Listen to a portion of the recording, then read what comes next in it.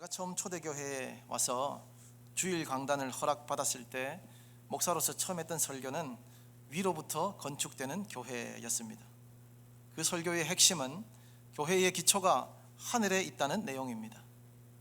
지상의 모든 건물의 기초는 땅으로부터 시작되지만 딱 한 기관, 교회만큼은 그 기초가, 그 DNA가 하늘로부터 임합니다. 그 위로부터 건축되는 교회의 세 가지 특징을 제가 설교했었습니다. 첫째, 위로부터 건축되는 교회는 그리스도의 머리를 세우는 교회다. 둘째로, 위로부터 건축되는 교회는 그리스도의 몸을 세워가는 교회. 세 번째로, 위로부터 건축되는 그 교회의 건축 자재는 하나님의 사랑이다. 이렇게 설교했습니다. 이것이 하나님의 뜻 가운데 교회가 창설되어서 이 땅에 존재하고 있지만 이 땅과는 분명히 구별되는 교회의 본질입니다.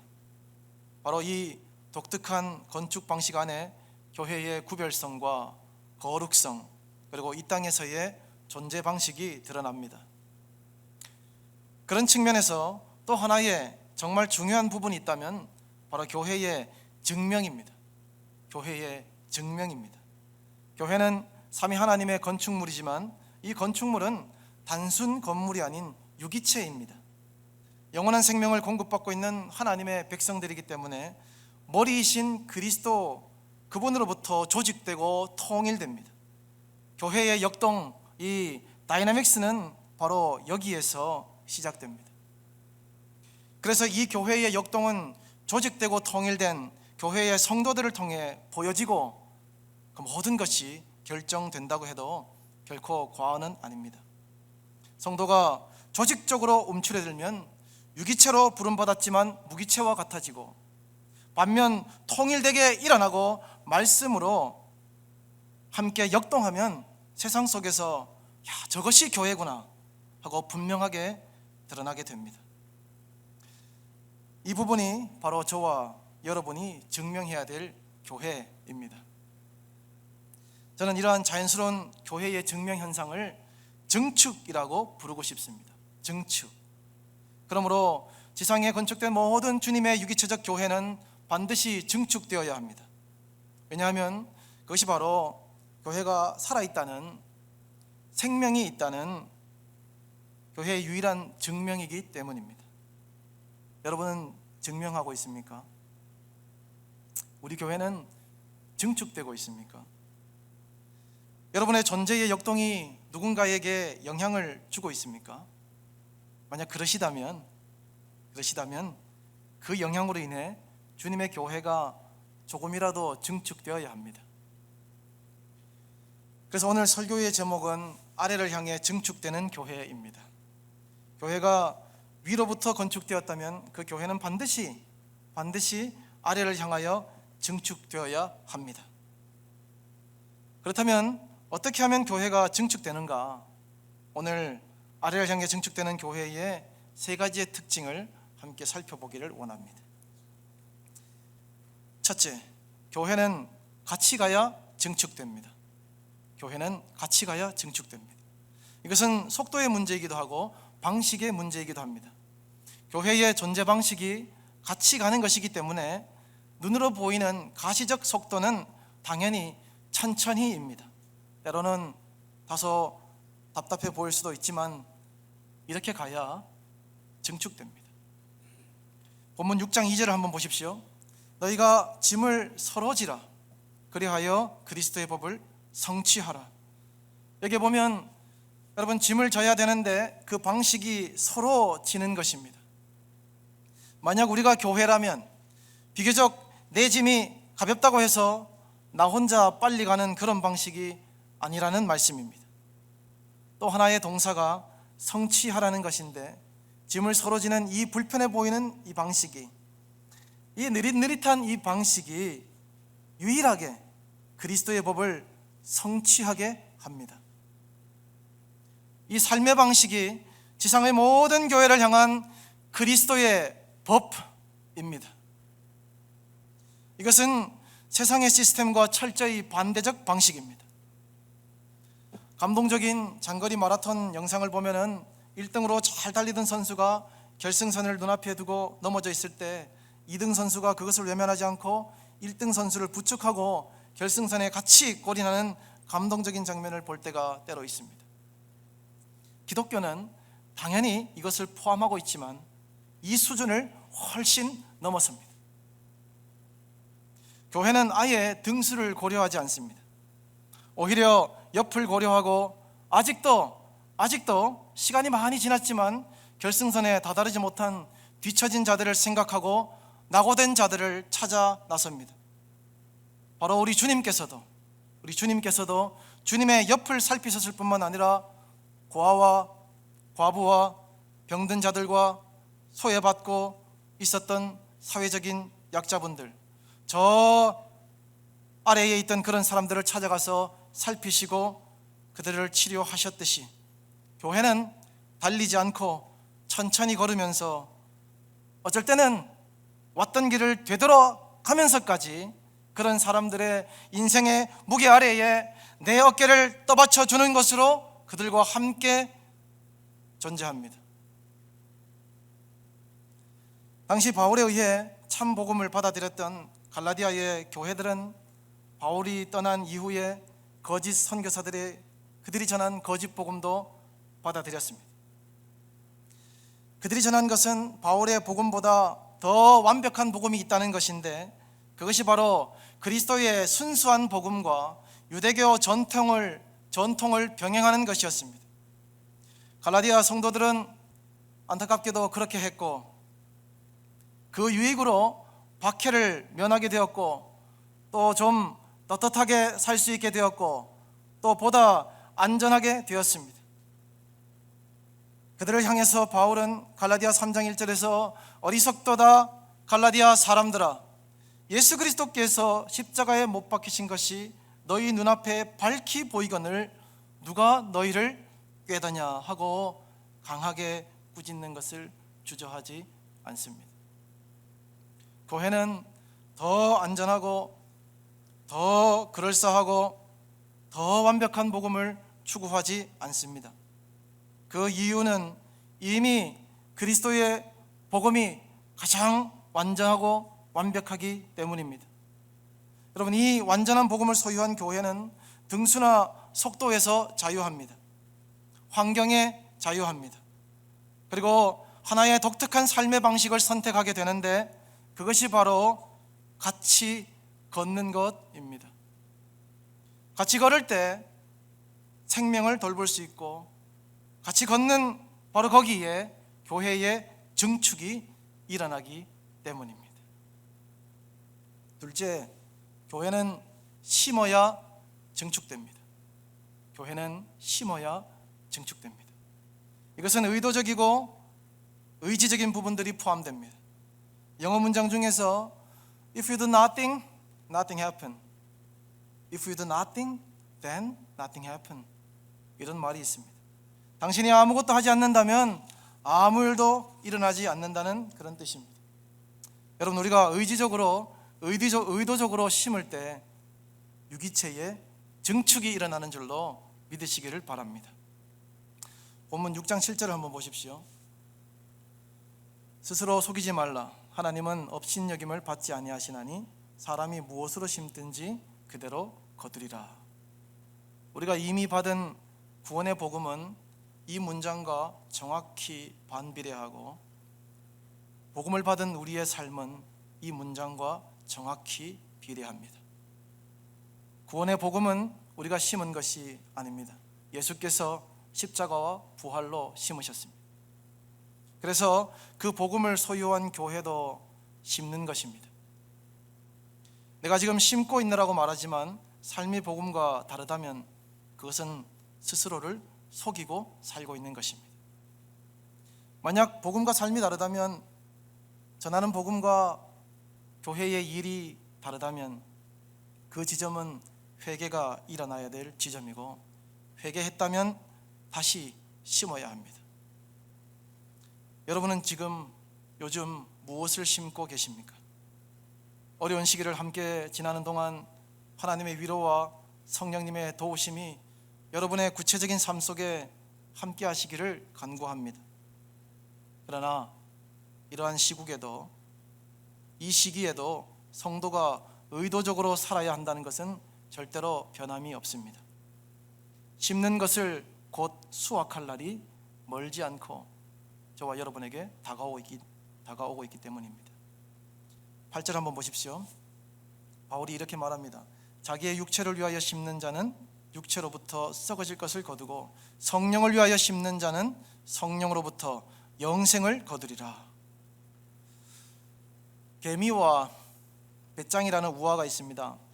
개미는 1년 내내 열심히 일해서 겨울이 되었을 때 먹을 양식이 풍족해서 행복했고, 배짱이는 신나게 바이올린만 켜고 딩가딩가 놀았기 때문에 결국 개미를 찾아와서 신세를 져야 했습니다. 이 우화의 교훈은 젊었을 때 개미처럼 열심히 일해서 다가올 미래를 잘 준비하자, 그 정도입니다.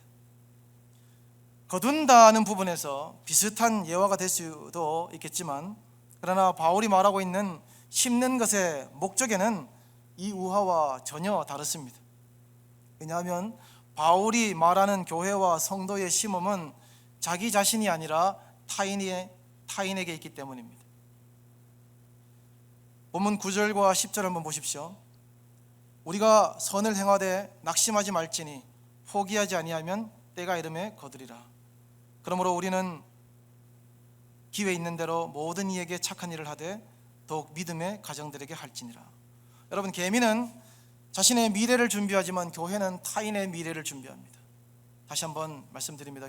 개미는 자신들의 공동체를 위해서, 자신의 미래를 위해서 준비하지만 교회는 타인의 미래를 위해서 준비합니다. 여러분, 이것도 철저하게 세상과 반대 방식입니다. 바울이 다녀간 다음 갈라디아 교회의 성도들도 예수를 믿는다는 이유 하나만으로 박해를 받아야 했고, 자신의 자녀들이 친구들 또래 사회 속에서 차별을 받아야 했고, 늘 안전의 위협을 감수하면서 나아지지 않는 상황을 계속 마주해야 했습니다. 바울은 이들에게 낙심하지 말 것을 부탁합니다. 포기하지 말 것을 호소합니다. 그리고 때가 이르면 반드시 너희들이 심었던 것을 거둔다라고 분명하게 약속합니다. 사랑하는 여러분, 여러분은 때가 되면 거두게 될 것이라는 이 약속을 믿고 계십니까? 진정 이 약속을 믿습니까? 만약에 우리가 이 약속을 믿을 수 있다면, 믿고 있다면, 믿는다면 우리는 이 상황 속에서도 용기를 낼 수 있고 또 그 용기로 오늘도 심을 수 있습니다. 마지막으로 교회는 박해를 직면할 때 증축됩니다. 굳이 박해를 받아야 교회가 교회다워지느냐라고 반문하실 수도 있겠습니다. 그런데 분명한 것은 박해는 확실히 시금석 역할과 방향 재설정 역할을 합니다. 바른 교회가 어떤 교회인가에 대해서 궁금하다면 박해가 찾아올 때 교회를 보면 분명히 드러납니다. 이제 교회가 어디로 가야 되는가에 대해서 고민한다면 그 박해에 직면하면 갈 길이 보입니다. 본문 6장 15절을 보십시오. 할례나 무할례가 아무것도 아니로되 오직 새로 지으심을 받는 것만이 중요하니라. 거짓 선교사들이 유대교 전통인 할례를 요구했더니 갈라디아 교회 성도들이 그 할례 받는 것을 받아들였습니다. 할례를 받으면 그들이 비록 이방인들이었지만 유대인들에게 주어진 은혜 안에 속해 있다는 그 눈에 보이는 가시적인 증거가 되기 때문에 그들이 꽤 매력 있게 중요하게 여겼을 것입니다. 그런 그들에게 바울은 육체적인 그런 표식이나 종교적 그런 습관이나 어떤 외형적인 모양이 아닌 오직 한 가지, 새로 지으심을 받는 것만이 중요하다라고 소리내어서 가르칩니다. 왜냐하면 그리스도의 복음 외에는 새로 지으심을 받는 방법이 없기 때문입니다. 갈라디아 성도들은 육체의 모양을 내고 있었지만 바울은 그런 것이 아닌 새로 지으심을 받는 것 외에는 중요한 것이 없다라고 전합니다. 그러면 여러분, 갈라디아 성도들은 도대체 왜 할례를 그렇게 신경 썼을까? 정말 유대교 전통이라서 소중하게 생각했을까? 이런 질문을 바울에게 한다면 바울은 당장에 그렇게 해석하지 않는다고 말할 것입니다. 여러분 12절을 한번 보십시오. 무릇 육체의 모양을 내려하는 자들이 억지로 너희에게 할례를 받게 함은 그들이 그리스도의 십자가로 말미암아 박해를 면하려 함뿐이라. 당시 갈라디아를 찾아온 거짓 선교사들도 실은 예수를 아는 사람들이었습니다. 이들을 가리켜서 미니멀 크리스찬이라고 말합니다. 예수를 알지만 유대계 전통을 그대로 지켜가는 사람들, 아직까지 복음이 완전하게 그들의 눈에 오픈되지 않은 상태에 있는 사람들, 아니면 어쩌면 오픈되었지만 그것을 의도적으로 취하고 두 개 다 가지고 있는 사람들, 이런 사람들입니다. 예수만을 믿는다는 것은 당시 사회적 박해와 손해로 바로 연결되었기 때문에 그 박해를 면하기 위한 중간 도구로서, 완충 쿠션으로서 할례를 제시하고 있다는 그들의 내적 의중을 바울이 정확하게 꿰뚫고 있습니다.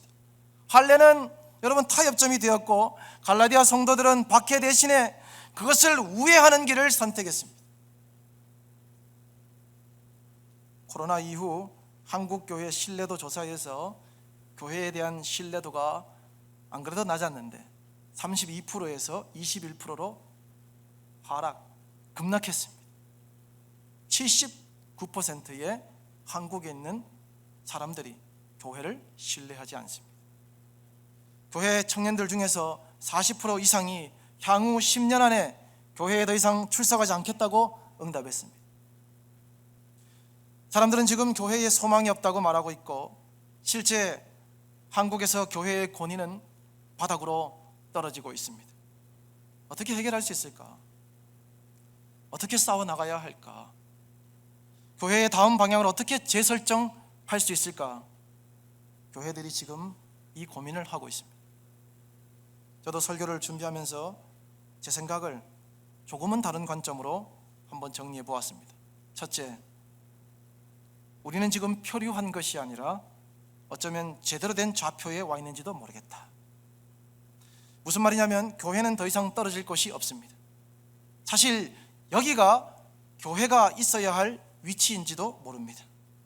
우리를 괴롭게 하는 이 코비드-19이 참 교회로 방향을 설정하는데 시금석이 될지도 모릅니다.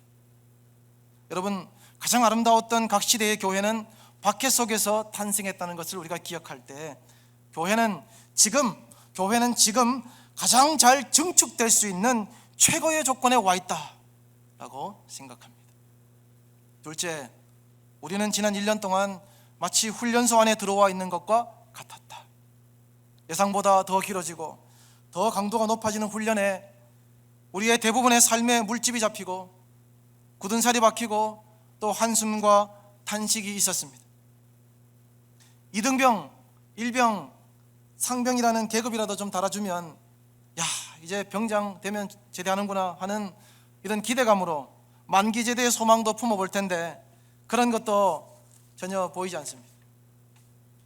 해병대 같은 경우는 훈련의 강도가 최고치로 올라갈수록 교관이 입버릇처럼 집으로 돌아갈 사람은 지금 갈 수 있는 기회를 주겠다라고 말합니다. 그럼에도 불구하고 함께 고통을 감내하는 동기들이 있기 때문에 대부분은 돌아가지 않습니다. 여러분, 그 돌아가지 않는 자에게만 수료식의 기회가 주어지고 해병대의 상징인 빨간 명찰, 그 명찰을 붙일 수 있는 영광을 얻게 됩니다. 사랑하는 성도 여러분, 교회에도 이 빨간 명찰과 꼭 같은 것이 있습니다. 오늘 바울은 그것을 예수의 흔적이라고 표현합니다. 17절을 보십시오. 이후로는 누구든지 나를 괴롭게 하지 말라. 내가 내 몸에 예수의 흔적을 지니고 있노라. 스티그마. 이 흔적이라는 단어는 우연히 생긴 상처와는 완전히 다릅니다. 오랜 시간 예수께서 걸어가신 그 길을 사모하면서 그 한 길을 걷고 버티고 고민했던 흔적이 고스란히 내 몸과 나의 삶 속에 녹아있는 그 눈물의 자국, 그리고 그 삶의 형태, 그 진리를 향한 오랜 감내가 그리스도의 흔적을 만듭니다. 상처가 아닌 흔적이 많아지기를 주님의 이름으로 축복합니다. 여러분이 모두 각자의 분량대로 이 흔적을 소유하고 있다는 것을 저는 믿어 의심하지 않습니다. 지난 3년 동안 저는 많이 봐왔고 그것을 많이 발견했고 그것을 가지고 있는 여러분들을 많이 존경했습니다. 교회는 바로 이런 시련을 마주하고 이 박해를 직면하는 용기 있는 흔적들이 모여서 이 세상 속에서 교회의 증축을 이루어 가는 것입니다. 오늘 아래를 향해 증축되는 교회에 대해서 함께 나누었습니다. 서로가 짐을 지면서 같이 걸어갈 때 교회는 증축됩니다. 우리가 날마다 성령으로 심을 때 교회는 증축됩니다. 박해를 용기 있게 직면할 때 교회는 더 증축됩니다. 여러분, 증축하려면 부지가 있어야 되지 않습니까? 예수께서 선택하신 부지는 이 세상입니다. 거기에 있었던 저와 여러분도 하나님의 은혜로 어느 날 재개발되었고 예수님의 교회로 새로 증축되었습니다. 그러므로 교회된 저와 여러분에게 맡겨진 증축의 부지도 이 세상인 줄로 믿으시기를 바랍니다. 생명이 있는 곳이면, 사람이 있는 곳이면 저와 여러분을 통해서 우리 초대교회의 증축이 날마다 풍성해져 가기를, 그런 소식이 많이 들려지기를 주님의 이름으로 축복합니다. 기도하겠습니다.